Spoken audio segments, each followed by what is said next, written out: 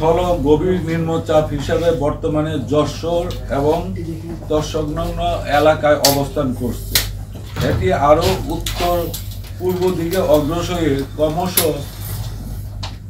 বৃষ্টিপাত জড়িয়ে স্থল নিম্নচাপে পরিণত হবে।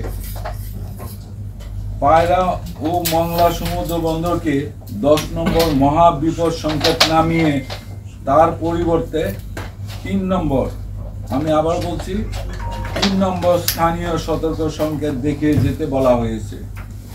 কক্সবাজার ও চট্টগ্রাম সমুদ্র বন্দরকে 9 নম্বর মহাবিপদ সংকেত নামিয়ে তার পরিবর্তে 3 নম্বর স্থানীয় সতর্ক সংকেত দেখিয়ে যেতে বলা হয়েছে। উত্তর বঙ্গোপসাগরে অবস্থানরত সকল মাছ ধরার নৌকা ও ট্রলার সমূহকে আগামীকাল 28 মে 2024 দুপুর পর্যন্ত নিরাপদ আশ্রয়ে থাকতে এবং পরবর্তীতে সাবধানে চলাচল করতে বলা হয়েছে। এই ছিল আমাদের ঘূর্ণিঝড় রিমাল নিয়ে যে আবহাওয়ার বিশেষ বিজ্ঞপ্তি 19, এটি সর্বশেষ অবস্থা। এটিও জানিয়ে রাখি যে এই বুলেটিনের মাধ্যমে আমরা এই ঘূর্ণিঝড় রিমাল নিয়ে যে সমস্ত বুলেটিন ইস্যু করেছি এটাই সর্বশেষ বুলেটিন।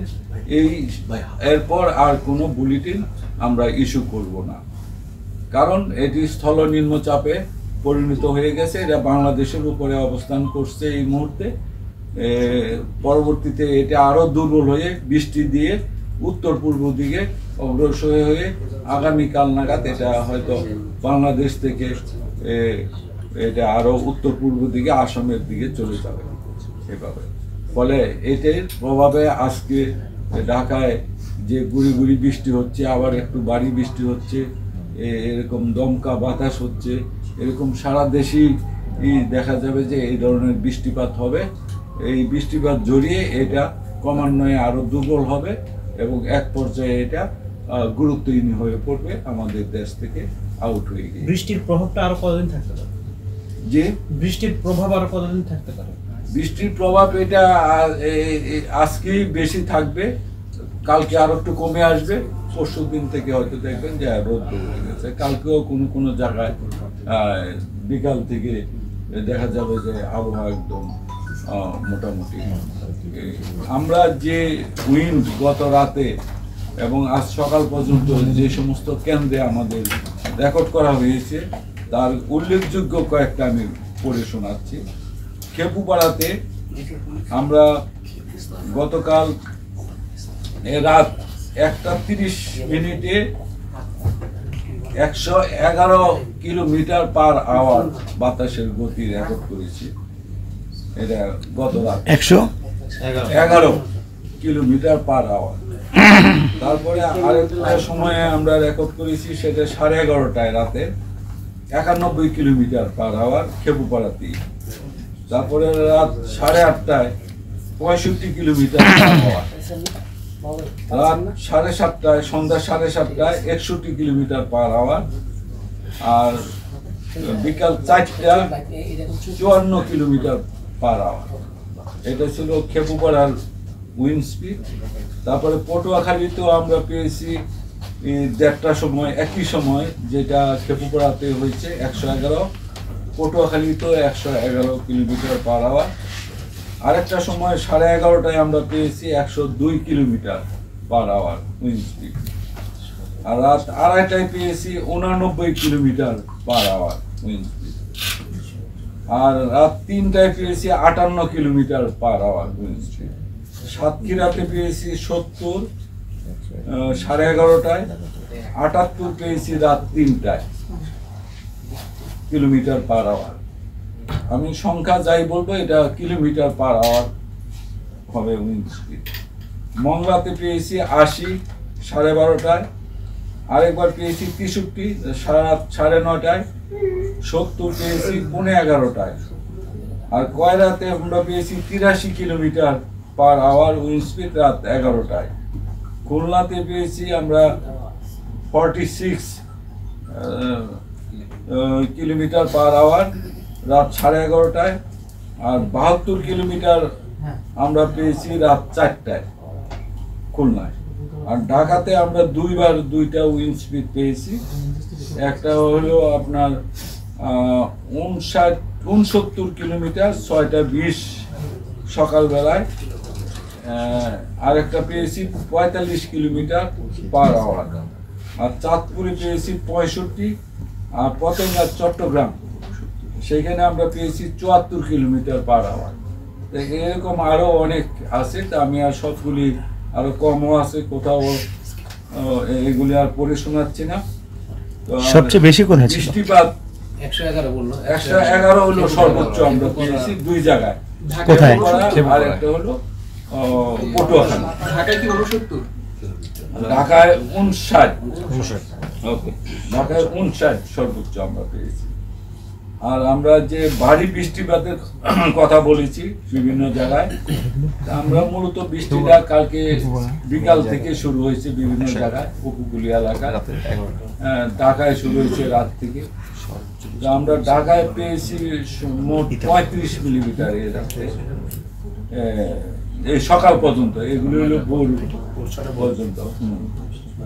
তারপরে আরো কিছু হয়েছে, এগুলি পরবর্তীতে আমরা সর্বোচ্চ বৃষ্টিপাত রেকর্ড করা হয়েছে কোথায়? কুতুবদিয়া? না, 203 রেকর্ড করা হয়েছে চট্টগ্রামে সর্বোচ্চ বৃষ্টিপাত 203, আর কুতুবদিয়ায় 125 মিলিমিটার। এগুলি সব মিলিমিটারে। তো এরকম বৃষ্টিপাত সারা দেশে হয়েছে। খুলনাতে 65, 203 মিলিমিটার, 67, সাতক্ষীরায় 93 মিলিমিটার সর্বোচ্চ, না? 53, আর সর্বনিম্ন চুয়াডাঙ্গায় 18, কুমারখালী 16, ভাই আর একটা কথা বললে ভাই। 41, আরে ভাই। পটুয়াখালী 72, খেপুপাড়ায় 58, ভোলাতে 41 বৃষ্টিপাত হয়েছে। শুধুমাত্র রংপুর বিভাগে কয়েকটা জায়গা বাদ আছে। রংপুরেও হয়েছে, রাজারহাটে 25 এরকম বৃষ্টিপাত। তো আজকে আরো সারাদিন বৃষ্টিপাত হয়তো বিভিন্ন জায়গায় বিক্ষিপ্তভাবে হবে এবং বাতাসও হবে। পাহাড় ধসের একটা বিষয় ছিল, পাহাড় ধসের ঘটনা আছে কিনা, বা আগে একটু ঢাকার বৃষ্টিপাতের বিষয়টা একটু বলবেন আবার একটু। ঢাকায় কি পরিমাণ? ঢাকায় তো আপনারা দেখতেছেন যে সকাল থেকে একটু পরে থেমে যাচ্ছে, আবার গুড়ি গুড়ি বৃষ্টি হচ্ছে, একটু কখনো একটু হালকা ভারী বৃষ্টি হচ্ছে, একটু দমকা বাতাসও হচ্ছে। এরকম অবস্থায় আজকের দিনটা যাবে। এবং এই সাইক্লোনে এই গভীর নিম্নচাপের অবস্থাটা বর্তমানে আমি যেটা বলছি, তার কেন্দ্রটা যশোর এবং তার নিকটবর্তী এলাকায় অবস্থান করছে। এটি যখন উত্তর পূর্ব দিকে আরো অগ্রসর হবে, এই কেন্দ্রটা ঢাকার উপরে যখন আসবে, ঢাকার উপর দিয়ে এটা পর্যায়ক্রমে সিলেট হয়ে বাংলাদেশের বাইরে চলে যাবে। কখন নাগাদ যেতে পারে ঢাকার উপরে? আজকে বিকাল নাগাতে এই দিকে আরো চলে আসবে, এটা ক্রমান্বয়ে মুভ করতেছে। তো দুপুর নাগাতে এটা বা 3-4টার মধ্যেও চলে আসতে পারে। ঢাকায় যখন এই কেন্দ্রটা আসবে তখন বৃষ্টিপাতের পরিমাণটা এবং বাতাসের দমকা বাতাস ঢাকার উপর দিয়ে যখন যাবে গতিবেগ কত হতে পারে? তাণ্ডব চালালো একটু বলবেন। এবং এখন তো পুরোপুরি আমরা মূলত সারা রাত্রই তাণ্ডব চালাইছে। এই সাগর থেকে যখন ওঠা শুরু করছে, তার একটা বাঘ আমরা কালকে দুপুর থেকে সকাল থেকে ব্রিফ করতেছিলাম যে অগ্রবাঘ বিকাল 4টার থেকে 3টার পর থেকে শুরু হবে উপকূলে আঘাত হানা। সেটাই হয়েছে। সেই সময় থেকে শুরু করে রাত মধ্যরাতের মধ্যে তার কেন্দ্র উঠে গেছে। কেন্দ্র উঠার পর পরবর্তীতে আমরা রাত্রে বুলেটিনে বলছিলাম 5 থেকে 7 ঘন্টা এটা আরো বাকি অংশটুকু উঠতে সময় লাগবে। সেই সময়টুকু সারা রাত এটা তাণ্ডব চালাইছে, সারা উপকূল সহ আমাদের ঢাকা পর্যন্ত। এটা এখন স্থলভাগে উপরে চলে আসছে, পুরো ভোরের সকাল 6টার আগে পুরো অংশ স্থলভাগে চলে আসছে। তখন সকালে ছিল এটা সাইক্লোন হিসেবে, এখন এটা আরো দুর্বল হয়ে আপনার স্থল গভীর নিম্নচাপ হয়েছে। এটা পর্যায়ক্রমে বৃষ্টি দিবে। আর আস্তে আস্তে উত্তর পূর্ব দিকে সরে যাবে এবং আরো দুর্বল হয়ে যাবে।